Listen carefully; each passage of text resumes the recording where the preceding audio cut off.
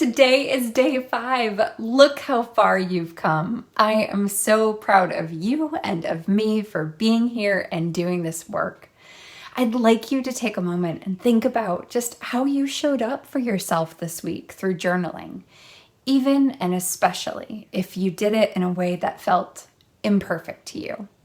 Even if today is your day 1, small, consistent baby steps often have the very biggest impact. So take a breath with me, in and out. Let it all land and wash over you because you made it. Whether you wrote every day or just joining now, you are here and that matters. For those of you who showed up every day, you have just created 5 whole days of rhythm, presence, and deep reflection. That is no small thing. In day 1, we talked about why we write. On day 2, we gave ourselves permission to get messy, among other things. On day 3, we reconnected with our creative spark. On day 4, we tuned into our intuition, and today is about harvesting the wisdom you've gathered. I want to invite you to notice what's shifted in you, even subtly. How do you think showing up imperfectly, honestly, has created new space within? Personally, this was the first time in about 5 to 6 years that I planted a vegetable garden. And what stands out to me most about gardening is that it's not the work of 1 hour or 1 day that creates delicious, healthy vegetables. It's showing up a little bit every day, going out into the garden every day to notice if it needs to be watered, if plants need pruning, if the bugs are eating the leaves. Yes, you can miss a day, maybe here or there, but not too many in a row, especially if the summer is hot and dry. The garden needs small daily attention. You can't plant a garden, ignore it, and then expect it to grow. It's that way with our journaling practice too. You must water it daily to reap the benefits. If 5 days of this felt powerful, imagine what 100 days could do. Imagine what a beautiful garden you can grow if you were to tend your journaling garden for 100 days. If this week felt like a reset or even a reawakening, next week is your invitation to go deeper. I'll be hosting 3 beautiful live calls where we'll gather, reflect, and walk the next stretch of the path together.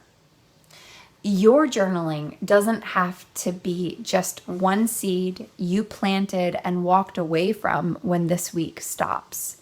It can continue with me this year for 100 days of raw. Next week, I'm opening up a little doorway into my garden of journaling to, of course, continue the metaphor. I want to invite you to walk through it with me. On Monday, I'm hosting a live mentoring call where I'll be sharing something I've never shared quite like this before. It's a map to help you see exactly where you are on your growth journey. It's powerful clarity work I've only used with clients, and I want you to have it, where I'll guide you through the Wise Woman's Quantum Leap. The Wise Woman's Quantum Leap is a path that will help you name where you are on your journey of self-discovery and seeking. In order to begin to integrate what you just learned this week, I've crafted a number of journaling prompts. You can choose one or answer a few. So first, this week I learned. When I show up for myself, I feel I am most proud of. I want to carry this forward by. What becomes possible for me when I keep going is I'm beginning to believe I am ready to. I hope you'll enjoy those prompts, and I want to thank you for being here, for participating in this week of journaling.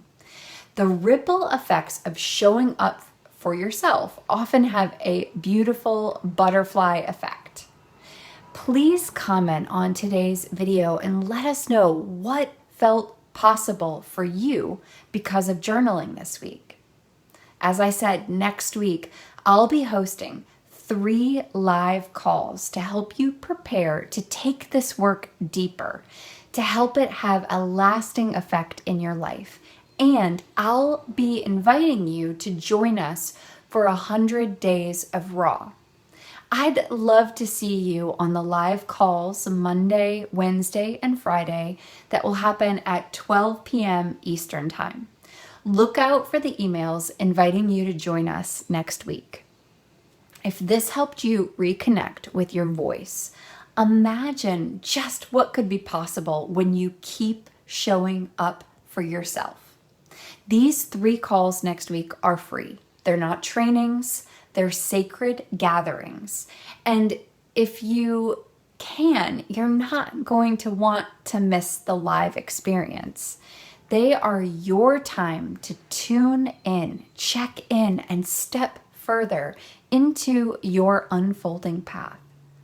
I'll be sharing about what's next in our 100 days of raw, making sure you know what to expect and why it's important. You know, it's normal to feel a little wobbly at the end of something transformational. You might start wondering, can I keep this up? What if I fail at 100 days? Do I really belong in something called reawakening wisdom? But if there's a voice in you whispering, I don't know if I'm ready, that is okay. Join us for next week's calls and more prompts to help you let your intuition answer those questions for yourself. Now, after 5 days, you've taken time for yourself, you've shown up, you've looked inward. That's the work of a wise woman. The seeds of today's journaling are tomorrow's transformation. I hope you'll keep tending to the garden. I can't wait to walk with you in what comes next. The garden you've been tending this week, it's yours now. Let's keep growing together.